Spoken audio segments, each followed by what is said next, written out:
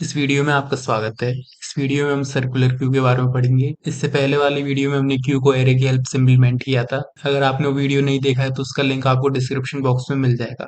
तो चलिए इस वीडियो को शुरू करते हैं। तो सबसे पहले हम सिंपल क्यू की प्रॉब्लम्स को देखेंगे। जब हमने उसको एरे की हेल्प से इम्प्लीमेंट किया था तब उसमें क्या प्रॉब्लम्स थी। तो देखिए, जब हम क्यू के अंदर डी क्यू का ऑपरेशन परफॉर्म करते हैं, यानी कि एक एलिमेंट डिलीट करते हैं, तो वो हम दो तरीकों से कर सकते हैं।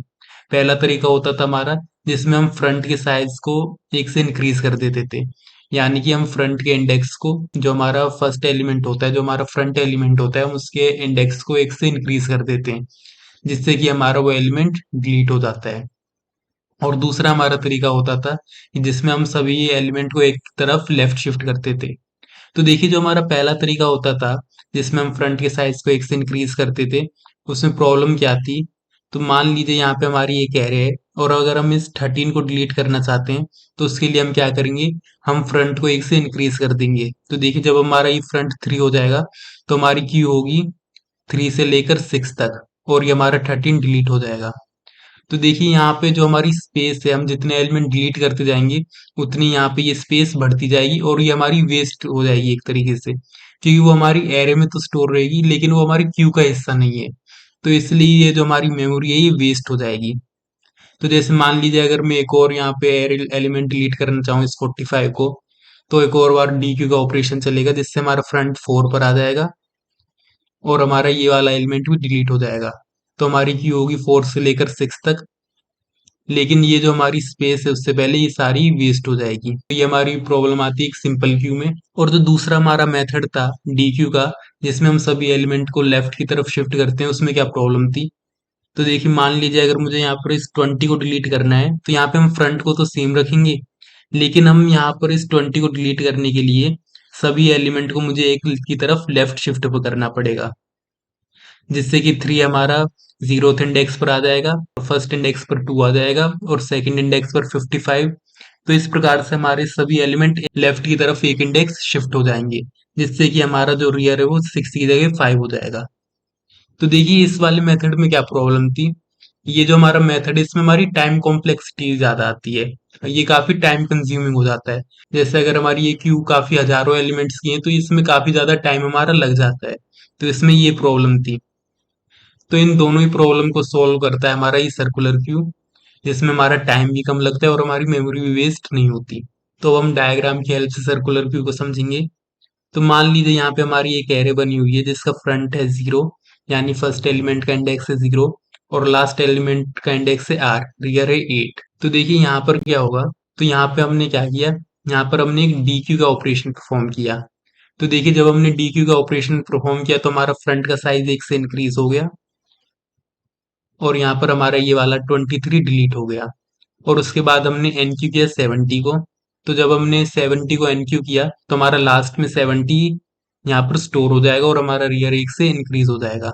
तो यहाँ पर हमारा रियर 8 से 9 हो गया, और यहाँ पर हमारा 70 इंसर्ट हो गया। उसके बाद देखिए जो यहाँ पर क्या हुआ। तो यहाँ पर मैंने एक और एलिमेंट इंसर्ट किया।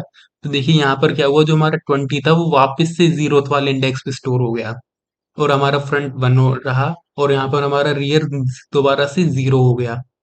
तो देखिए यहाँ पे क्या हो रहा है। तो देखिए यहाँ पर क्या हो रहा है, यहाँ पे हमारा रियर 9 तक पहुंचने के बाद दोबारा से 0 पे आ गया। तो जहां से हमने रियर को शुरू किया तो वो वापस से वहां पर ही आ गया। तो इसलिए हम कहते हैं ये एक सर्कुलर क्यू है, क्योंकि यहाँ पर हमारी क्यू का कोई भी एलिमेंट नहीं था, तो इसलिए हम यहाँ पर एक नया एलिमेंट स्टोर कर पाए। तो ये हमारी सर्कुलर क्यू है। तो यहाँ पर इस सर्कुलर क्यू का एक और डायग्राम है। तो इस डायग्राम में देखिए क्या है, ये हमारा जीरोथ इंडेक्स है, ये 1, और इसी तरह जाते जाते हमारा एक एक इंडेक्स बढ़ता जा रहा है। और जो हमारा सेवन्थ इंडेक्स है, इस सेवन्थ इंडेक्स के बाद हमारा दोबारा से 0 वाला इंडेक्स आ जा रहा है। तो ये देखिए यहाँ पे जो हमारे इंडेक्स है वापस से लास्ट इंडेक्स के बाद हमारा 0th इंडेक्स आ रहा है। तो इसलिए हम इसे सर्कुलर क्यों कहते हैं। देखिए, एक सर्कल में क्या होता है, हम जिस रास्ते से चलना शुरू करते हैं हम वापस से उसी रास्ते पर आ जाते हैं। तो उसी प्रकार से यहाँ पर हो रहा है। तो यहाँ पर अगर मैं एक और एलिमेंट इंसर्ट करना चाहूँ तो मैं नहीं कर पाऊंगा, क्योंकि अब की बार जो हमारी ये क्यू है, ये हमारा जो एरे है, इसमें कोई भी अब स्पेस नहीं है। तो अब की बार में इसमें मैं कोई भी एलिमेंट स्टोर नहीं कर पाऊंगा। तो इसलिए अब हम ओवरफ्लो की कंडीशंस देखते हैं। ओवरफ्लो का मतलब, देखिए, जब हमारी एरे के अंदर एक भी एलिमेंट के लिए स्पेस नहीं होता तब उसको हम ओवरफ्लो कंडीशन कहते हैं, कि मतलब हम एक नया एलिमेंट इंसर्ट नहीं कर सकते। तो देखिए जो हमारी पहली कंडीशन है ओवरफ्लो की वो है front is equal to rear plus one, कि अगर हमारा फ्रंट रियर से एक बड़ा हो तो ये हमारी ओवरफ्लो की कंडीशन होगी। और इसी के साथ साथ हमने लिखा है and rear is not equal to minus one, कि हमारा रियर भी माइनस वन के इक्वल नहीं होना चाहिए। तो देखिए ये जो मैंने लिखा है यहाँ पे front is equal to rear plus one, ये वाला केस आपको यहाँ पर देखने को मिल जाएगा। यहाँ पे जो हमारा फ्रंट है वो वन है और जो हमारा रियर है वो जीरो है। तो मान लीजिए अगर मैं यहाँ पर एक और एलिमेंट डिलीट कर दूं तो हमारा फ्रंट यहाँ पर टू हो जाएगा, हमारा फ्रंट टू हो जाएगा और हमारा रियर जीरो ही रहेगा। तो हमारे यहाँ पे एक एलिमेंट के लिए स्पेस बन जाएगा। और अगर मैं फिर दोबारा से यहाँ पे एक और एलिमेंट इंसर्ट कर दूं तो इस वन इंडेक्स पर हमारा रियर आ जाएगा और फिर दोबारा से इनके बीच में एक ही इंडेक्स का डिफरेंस रह जाएगा।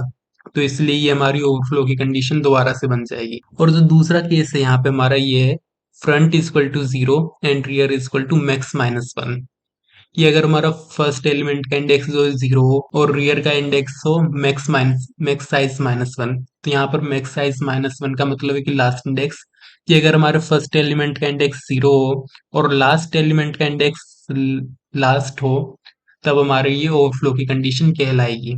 तो ये दोनों हमारी ओवरफ्लो की कंडीशन है। और देखिए यहाँ पर मैंने rear is not equal to minus one इसलिए लिखा है क्योंकि जो हम शुरुआत में रियर की वैल्यू देते हैं वो हम माइनस वन देते हैं, क्योंकि अभी उसमें कोई भी एलिमेंट नहीं है। और जो हम फ्रंट की वैल्यू देते हैं वो हम जीरो देते हैं, क्योंकि जो हमारा फर्स्ट एलिमेंट है वो जीरो से शुरू होता है। और उसके बाद अब हम अंडरफ्लो की कंडीशन देखते हैं। अंडरफ्लो का मतलब है कि हमारी पूरी की पूरी क्यू खाली है, उसमें कोई भी एलिमेंट स्टोर नहीं है, तो उसको हम अंडरफ्लो कहते हैं। तो देखिए अगर हमारा रियर माइनस वन के इक्वल होगा तो ये हमारी अंडरफ्लो की कंडीशन हो जाएगी। तो इसको हम अभी कोड में भी देखेंगे। तो अब हम इसका कोड देख लेते हैं। तो सबसे पहले मैंने इंक्लूड किया है stdio.h को और उसके बाद मैंने मैक्स नाम का एक कांस्टेंट डिफाइन किया है जिसको मैंने 5 वैल्यू दी। और उसके बाद मैंने अपने फंक्शंस की प्रोटोटाइपिंग की। सबसे पहला फंक्शन है हमारा enq फंक्शन, इसको मैंने पैरामीटर दिया है एक इंटीजर टाइप का वेरिएबल।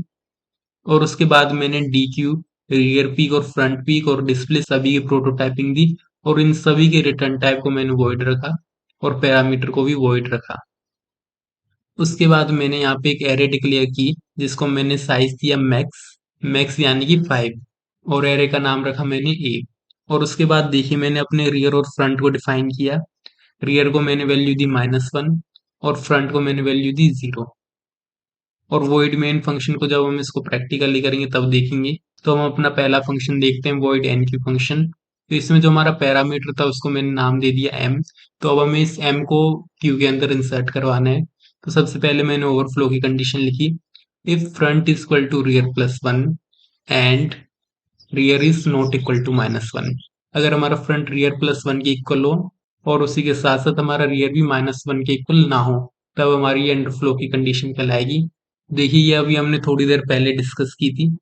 और इन दोनों के बीच में मैंने और ऑपरेटर लगाया है। यहाँ पर मैंने अपनी दूसरी कंडीशन लिखी है जिसमें हमारी front is equal to zero and rear is equal to max minus one, कि अगर हमारा फर्स्ट एलिमेंट का इंडेक्स जीरो हो और लास्ट एलिमेंट का इंडेक्स लास्ट हो तब अब भी हमारी ये ओवरफ्लो की कंडीशन हो जाएगी।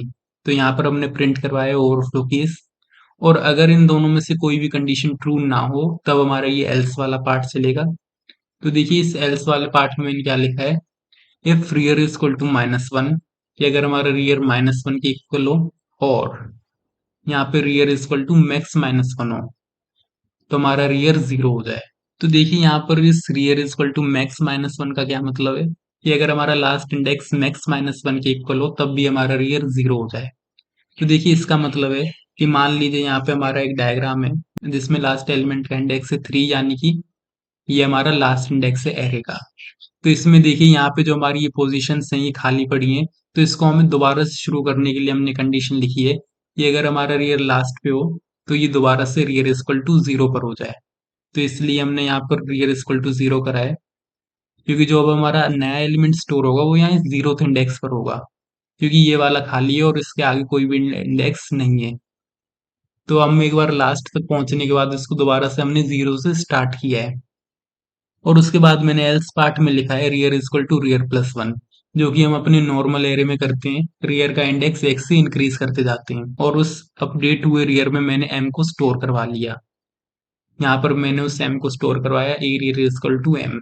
और उसके बाद हमारा अगला फंक्शन है वॉइड डी क्यू फंक्शन। इसमें मैंने लिखा है if rear is equal to -1, तब हमारा ये अंडरफ्लो केस हो। तो देखिए हमने रियर को -1 की वैल्यू शुरुआत में ही दी थी, तो अगर वो -1 के ही इक्वल है तो उसका मतलब है उसमें कोई भी एलिमेंट नहीं है, तो इसलिए मैंने यहाँ पे अंडरफ्लो केस प्रिंट करवाया। और अगर ये कंडीशन ट्रू नहीं है तब हमारा ये एल्स वाला पार्ट चलेगा। इसमें मैंने लिखा सबसे पहले related element is percent steam, और ए फ्रंट को मैंने प्रिंट करवा लिया, जो हमारा फर्स्ट एलिमेंट है उसको मैंने प्रिंट करवा लिया। और उसके बाद मैंने लिखा if rear is equal to front, तो हमारा रियर -1 हो जाए और फ्रंट 0 हो जाए। तो देखिए इस लाइन का क्या मतलब है, if rear is equal to front, कि अगर हमारे लास्ट एलिमेंट का इंडेक्स और हमारे फर्स्ट एलिमेंट का इंडेक्स सेम हो, तब हमारा रियर -1 और फ्रंट 0 के इक्वल हो जाए। तो देखिए इसका मतलब है कि हमारी क्यू में एक ही एलिमेंट स्टोर है। तो यहाँ पर इस जो 2 है ये इसका फर्स्ट एलिमेंट है और ये इसका लास्ट एलिमेंट है, क्योंकि हमारी पूरी क्यू में बस एक ही एलिमेंट है, वो ही 2। और अगर हम इसको भी डिलीट कर देंगे तो हमारी ये जो क्यू है वो बिल्कुल खाली हो जाएगी। तो इसलिए जब हमारी ये पूरी क्यू खाली हो जाएगी तो इसलिए मैंने फ्रंट और रियर को दोबारा से रीसेट कर दिया। जो वैल्यूज हमने इनको शुरुआत में दी थी वही वैल्यूज मैंने इनको दोबारा से दे दी। तो आप इसको समझ सकते हैं कि हमने पूरी क्यू को एक बार रीसेट कर दिया। और उसके बाद मैंने लिखा else if front is equal to max -1, कि अगर हमारा फ्रंट मैक्स-1 के इक्वल हो तो फ्रंट 0 हो जाए। तो देखिए इस लाइन का क्या मतलब है, if front is equal to max minus one, कि हमारा जो फर्स्ट एलिमेंट है वो हमारे लास्ट इंडेक्स पे स्टोर है। तो जैसे हमारे इस डायग्राम में ये 3 है, ये हमारा फर्स्ट एलिमेंट है इस क्यू का, और ये हमारे लास्ट इंडेक्स पे स्टोर है। तो अगर हम इसको भी डिलीट करना चाहेंगे तो उसके लिए हम क्या करेंगे, इस फ्रंट को हम फिर दोबारा से 0 पर ले जाएंगे, जिससे कि ये एलिमेंट डिलीट हो जाएगा और हमारा फर्स्ट और हमारा फ्रंट यहाँ पर आ जाएगा। और ये हमारी क्यू होगी 2 से लेकर 1 तक, इस फ्रंट से लेकर इस रियर तक, जो कि पहले यहाँ से इस 3 से शुरू थी, लेकिन अब हमने इस 3 को डिलीट कर दिया है तो यहाँ से हट जाएगा। तो इसलिए मैंने यहाँ पर लिखा है फ्रंट इक्वल टू 0। और अगर इन दोनों में से कोई भी केस ना हो तब हमने एल्स पार्ट के लिए लिखा है फ्रंट इक्वल टू फ्रंट +1, कि जो हमारे फ्रंट का इंडेक्स है वो 1 से इंक्रीज हो जाए, जो कि हम अपने नॉर्मल केस में करते हैं। तो देखिए उसके बाद अगला फंक्शन है हमारा रियर पीक फंक्शन। तो इसमें हम अपने लास्ट एलिमेंट को प्रिंट करते हैं। तो सबसे पहले मैंने अंडरफ्लो की कंडीशन लिखी, if rear is equal to -1, तो प्रिंट हो जाए अंडरफ्लो केस। और इसके एल्स पार्ट में मैंने ए रियर को प्रिंट करवा दिया। और उसी तरह मैंने फ्रंट पीक फंक्शन लिखा। सबसे पहले मैंने अंडरफ्लो की कंडीशन लिखी, रियर इज इक्वल टू -1, और उसके बाद मैंने एल्स पार्ट में यहाँ पे ए फ्रंट को प्रिंट करवा दिया, यानी कि इससे हमारा यानी कि इससे हमारा फर्स्ट एलिमेंट प्रिंट हो जाएगा। और उसके बाद मैंने अपना अगला फंक्शन लिखा है डिस्प्ले फंक्शन। तो देखिए इस फंक्शन में हम अपने सभी क्यू के एलिमेंट्स को प्रिंट करेंगे। तो सबसे पहले मैंने एक वेरिएबल आई लिया, इसको हम लूप में यूज करेंगे। और उसके बाद मैंने फिर से अंडरफ्लो की कंडीशन लगाई, और इसके बाद मैंने इसका एल्स पार्ट लिखा। तो देखिए इसके एल्स पार्ट में मैंने क्या लिखा है, if front is less than equal to rear. तो देखिए मैंने यहाँ पर लिखा है front is less than equal to rear. तो देखिए इसका क्या मतलब है, तो जो हमारी क्यू होगी, सर्कुलर क्यू होगी, उसमें दो केसेस हो सकते हैं। पहला केस तो हमारे पास ये हो सकता है कि जो हमारी एरे है, जो हमारी क्यू है वो इस तरह से स्टोर हो कि जो हमारा फ्रंट है उसका इंडेक्स इस रियर के इंडेक्स से कम हो, जैसा कि पहले केस में यहाँ पे लिखा है। तो यहाँ पे तो हमारा सिंपल से एक लूप लग जाएगा जिसको हम फ्रंट से लेकर रियर तक चलाएंगे और सभी एलिमेंट्स को प्रिंट कर देंगे, क्योंकि यहाँ पे हमारी जो क्यू है वो बिल्कुल सीधी सी है, जिसमें हम फर्स्ट इंडेक्स से लेकर लास्ट इंडेक्स तक सभी एलिमेंट को प्रिंट कर देंगे। और वही काम हमने यहाँ पर किया है। हमने सबसे पहले चेक किया है front is less than equal to rear, कि अगर हमारा फ्रंट रियर से छोटा हो तब हमने आई इक्वल टू फ्रंट से अपने लूप को शुरू किया, और I is less than equal to rear तक अपने लूप को चलाया, और हमने आई प्लस प्लस करते रहे। और उसके बाद हमने प्रिंट किया ए आई को। तो इससे जो हमारे ये सारे एलिमेंट्स हैं इस क्यू के अंदर, ये 1 1 1, ये तीनों प्रिंट हो जाएंगे। और इसी के अंदर हमारा दूसरा केस हो सकता है सर्कुलर क्यू में, ये नीचे वाला। तो इसमें देखिए क्या है, इसमें जो हमारा फर्स्ट एलिमेंट है वो यहाँ पे इस सेकंड इंडेक्स से शुरू है, और ये जो हमारी क्यू है ये यहाँ से शुरू होकर इस यहाँ तक इस रियर तक जाएगी, जो हमारा 0th इंडेक्स पर है यहाँ पर। तो देखिए यहाँ पे क्या होगा, हमें सबसे पहले अपने लूप को यहाँ से लेकर इस सेकंड इंडेक्स से लेकर लास्ट इंडेक्स तक चलाना होगा, यानी कि 3 तक चलाना होगा। और उसके बाद हमें अपने दूसरे लूप को इस 0th इंडेक्स से लेकर इस रियर वाले इंडेक्स तक चलाना होगा, जिससे कि हमारे इसके दोनों पार्ट्स प्रिंट हों। तो वही हमने यहाँ पे किया है। यहाँ पे मैंने लिखा है इसके एल्स पार्ट में कि अगर ये वाली कंडीशन ट्रू ना हो, अगर हमारा फ्रंट रियर से बड़ा हो, तब हमारा ये एल्स वाला पार्ट चलेगा। तो इसमें मैंने सबसे पहले पहला लूप चलाया है फ्रंट से लेकर लास्ट इंडेक्स तक के लिए। तो यहाँ पे मैंने लिखा है I is equal to front और I is less than equal to max minus one और आई प्लस प्लस। तो इससे जो हमारे फ्रंट और लास्ट इंडेक्स तक सभी एलिमेंट प्रिंट हो जाएंगे, यानी कि ये वन और टू प्रिंट हो जाएंगे। तो यहाँ पर मैंने ए आई को प्रिंट करवाया और उसके बाद जो दूसरा लूप मैंने लगाया है यहाँ पे, उसको मैंने आई इक्वल टू जीरो से I is less than equal to rear तक चलाया है। तो यानी कि इससे हमारा ये थ्री प्रिंट हो जाएगा, क्योंकि यहाँ पर जो हमारा रियर है वो जीरो पे है। तो ये जीरो से लेकर रियर तक चलेगा, यानी कि एक जो हमारा ये थ्री था ये प्रिंट हो जाएगा। और यहाँ पर भी मैंने इस एआई को प्रिंट करवा लिया। तो अब हम इसको प्रैक्टिकली भी करके देख लेते हैं। यहाँ पर मैंने सबसे पहले डीक्यू फंक्शन को कॉल किया, जिसमें हम चेक करेंगे कि हमारी अंडरफ्लो कंडीशन ठीक से काम कर रही है या नहीं। और उसके बाद मैंने एनक्यू फंक्शन को 3 बार कॉल किया और उसको 3 वैल्यूज दी, 23, 30 और 33। और उसके बाद मैंने डिस्प्ले फंक्शन को कॉल किया और उसके बाद रियर पीक और फ्रंट पीक को। अब हम इसको सेव कर कर रन करके देख लेते हैं। तो हमारा आउटपुट आ चुका है। सबसे पहले हमारे डी क्यू फंक्शन का आउटपुट आया है, जिसका अंडरफ्लो है, और उसके बाद हमारी 23, 30 और 33 डिस्प्ले फंक्शन की हेल्प से प्रिंट हो चुके हैं। और उसके बाद हमारा रियर पीक फंक्शन चला है, जिसमें लास्ट एलिमेंट इज 33, जो कि 33 है, सही है ये वाला फंक्शन भी। और उसके बाद front element is 23, front element भी 23, ये वाला फंक्शन भी सही काम कर रहा है। तो अब हम एक बार डी क्यू फंक्शन डिलीट करके देख लेते हैं। तो देखो यहाँ पर हमारा डी के ऑपरेशन से एलिमेंट डिलीट हो चुकी, डिलीटेड एलिमेंट इज 23। अब हमारी इस सर्कुलर क्यू में दो ही एलिमेंट बचे हैं, 30 और 33। तो इस प्रकार से सर्कुलर क्यू हमारा काम करता है। अगर आपको कोई भी डाउट हो तो आप कमेंट सेक्शन में क्वेश्चन पूछ सकते हैं, मैं उसको सॉल्व करने का पूरा प्रयास करूंगा। Thank you.